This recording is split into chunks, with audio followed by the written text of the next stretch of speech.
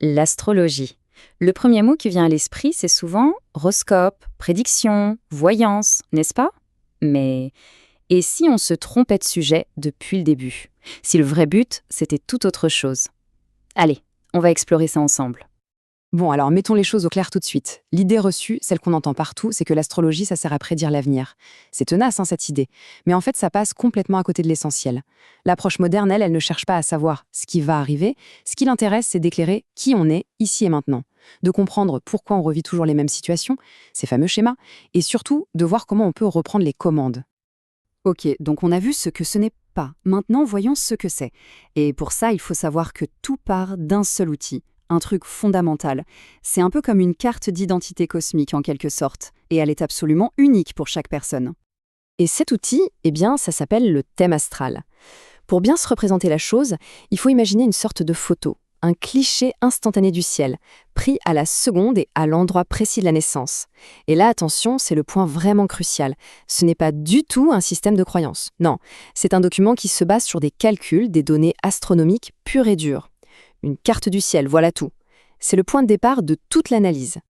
Et pour dessiner cette carte, c'est finalement assez simple et très méthodique. On a besoin de seulement 3 informations, 3 faits, rien de plus. La date de naissance, bien sûr, l'heure exacte de naissance, la plus précise possible, c'est super important, et enfin, le lieu de naissance. Avec juste ces 3 données, on peut calculer la position exacte de chaque planète, et voilà, on a un plan céleste qui est totalement personnalisé. Ce n'est vraiment pas de la magie, c'est de l'astronomie appliquée, tout simplement. Bon, d'accord. On a notre carte, c'est bien joli, mais comment on la lit? Qu'est-ce que ça veut dire tout ça? Eh bien, c'est là que ça devient intéressant.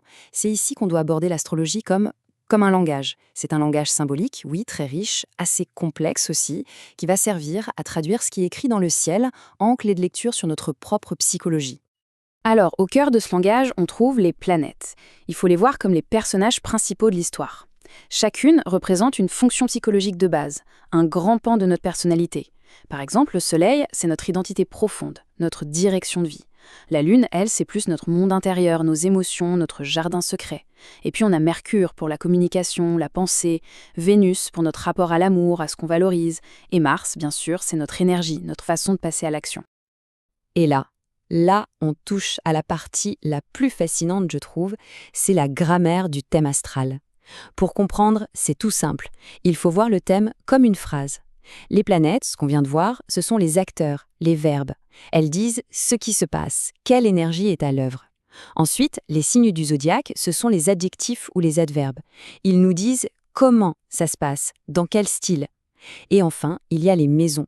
Ça, c'est le décor, c'est le où, dans quel domaine de la vie ça se joue, la carrière, la famille, les amitiés. Alors, cette idée de voir l'astrologie comme un outil pour se connaître soi-même, attention, ce n'est pas du tout une invention New Age. En fait, cette approche a connu un retour en force assez spectaculaire au XXe siècle. Et c'est là qu'un pont incroyable s'est créé. Un pont entre cette sagesse très ancienne, millénaire même, et une discipline beaucoup plus jeune, la psychologie.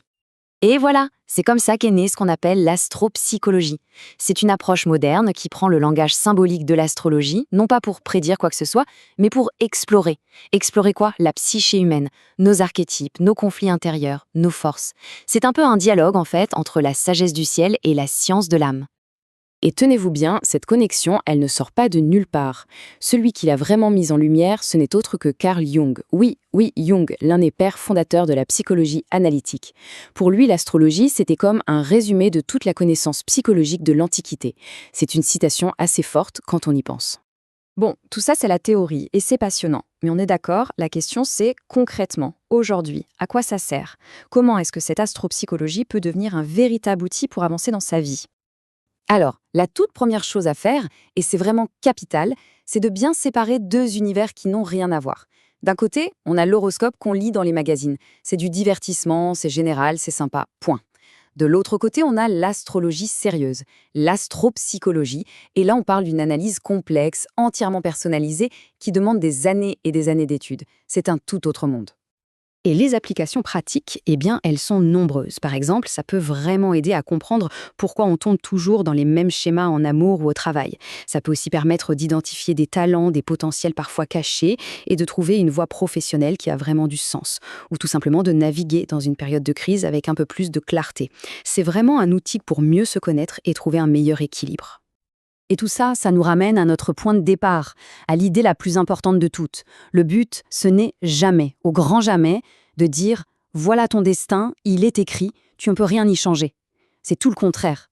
Le but, c'est de donner des clés pour ouvrir des portes, pour débloquer son propre potentiel, pour comprendre ses défis personnels et au final, pour avoir plus de liberté de choix, pour agir en conscience.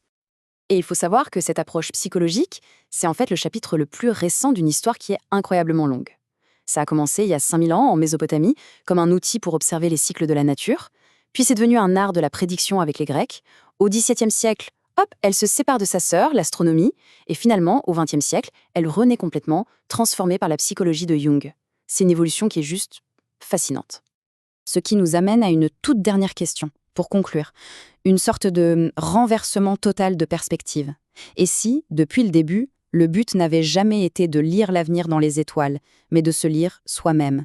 Et si le ciel n'était pas un livre qui dicte notre destin, mais plutôt un miroir tendu pour qu'on puisse mieux se voir, mieux se comprendre? C'est une idée qui, quand on y réfléchit, change absolument tout, non?